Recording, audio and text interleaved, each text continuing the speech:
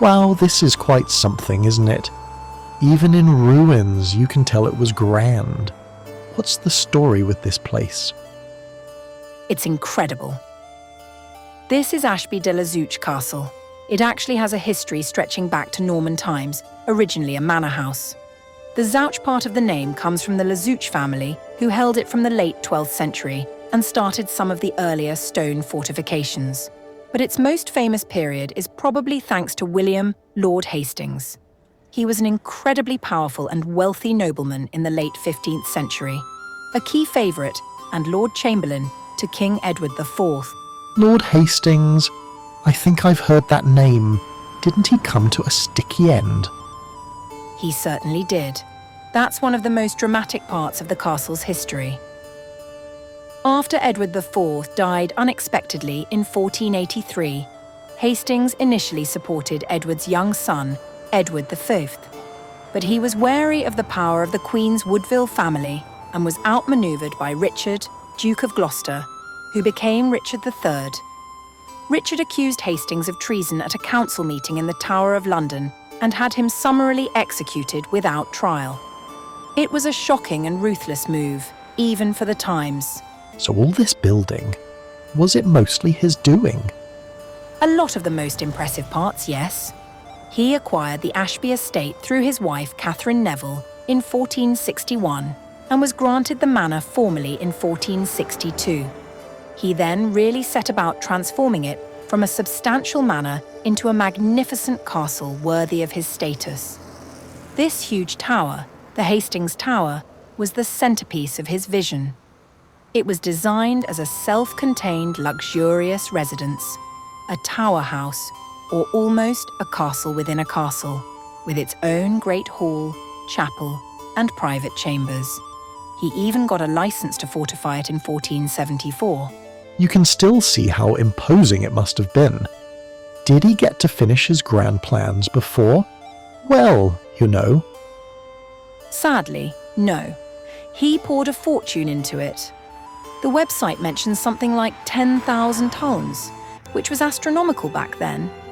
But when he was executed, only about half of his ambitious design was complete.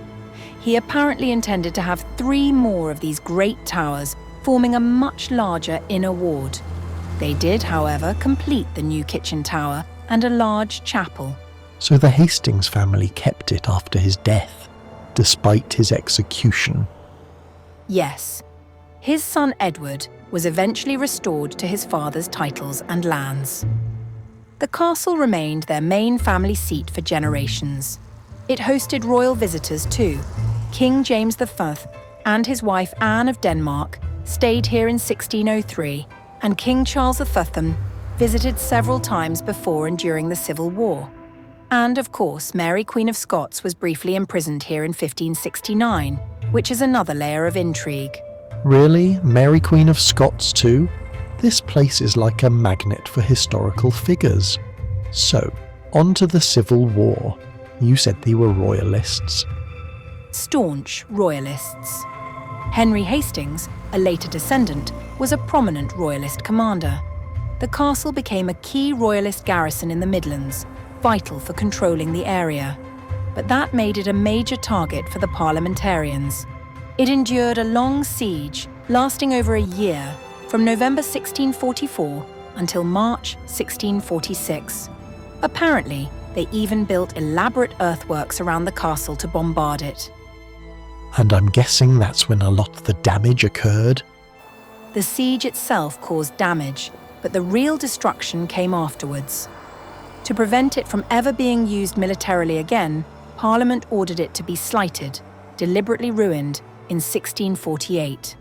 They specifically targeted the 2 main towers, the Hastings Tower and the Kitchen Tower, probably using gunpowder to blow out sections of the walls. You can still see the evidence of that destruction. It was a common tactic to neutralize troublesome castles. It's amazing anything is left standing so tall. Did people just forget about it then? For a while, it was largely abandoned as a dwelling, though parts were still used. But then, in the early 19th century, Sir Walter Scott featured the castle prominently in his hugely popular novel, Ivanhoe, published in 1819. Ivanhoe, I've heard of that. Jousting and knights, right? That's the one. He set a magnificent tournament scene here, describing it in vivid detail, and that really captured the public's imagination. Suddenly, Ashby de la Zouch Castle became a famous and romantic tourist destination. People flocked to see the ruins of Ashby described by Scott. You can see why. It's very atmospheric. Are those the old gardens over there? Yes, and apparently, they're considered one of the best preserved examples of an early Tudor garden, likely laid out by the first Earl of Huntingdon, Hastings' grandson, in the 1530s. It wasn't all just about defence. They lived in considerable style here too, with banqueting houses and pleasure grounds. And look, there's an underground passage, a mine between the kitchen and the tower that was probably created during the Civil War siege, perhaps for communication or as an escape route. A secret passage? Now that's cool. Let's see if we can find the entrance. This place has certainly seen its fair share of drama. Absolutely. It's a real palimpsest of English history. And to think, it all started as a modest manor house, evolving through centuries of conflict, power struggles, and changing fortunes. The very stones here could tell so many tales. Well, you've definitely sold me on it. Much more interesting than just a pile of old stones when you know the stories. Come on, lead the way to this passage. I want to imagine what it was like hunkering down during that siege,